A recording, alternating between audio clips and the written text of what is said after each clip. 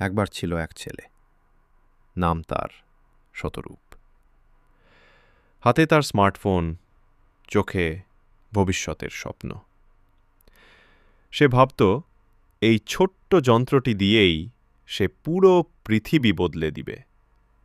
তার কাছে পৃথিবীর সব সমস্যার সমাধান ছিল শুধু একটা স্ট্যাটাস আপডেটে।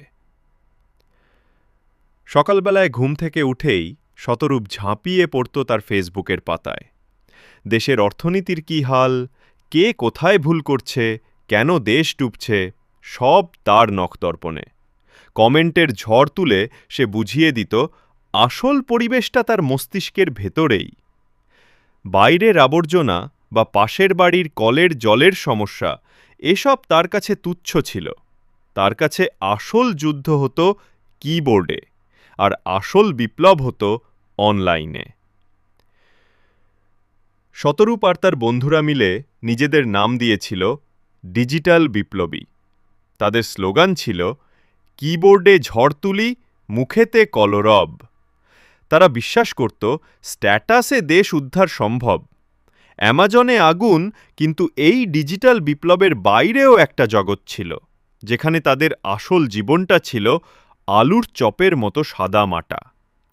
ফুড অ্যাপ থেকে আসা 10টা প্লাস্টিকের ঠঙা বা ঘরের লোকের ফরমায়েশে মেজাজ খারাপ হওয়া, এই সত্যিগুলো তারা এড়িয়ে যেত।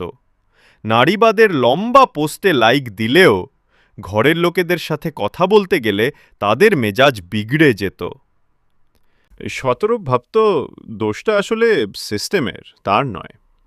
যদি সবাই তার মতো বুঝত তাহলে কোনো পরাজয় হতো না। সে ঠিক করল একটা ভালো প্রোফাইল পিকচার দেবে আর তাতেই সব বদলে যাবে। কিন্তু আসল কাজ করার সময় হলে সে কেবল কম্বল টেনে ঘুমিয়ে পড়ত। শতরূপ আর তার বন্ধুরা কখনোই মাইক হাতে রাস্তায় নেমে আসত না। তাদের বিপ্লব ছিল ফেসবুকের মাইকে, যেখানে তারা শুধু শেয়ার আর লাইক করেই তৃপ্ত হতো। আর এভাবেই চলছে তাদের ডিজিটাল বিপ্লব। শুধু স্ক্রিনের ভেতরেই সীমাবদ্ধ থেকে গেল তাদের জীবনও।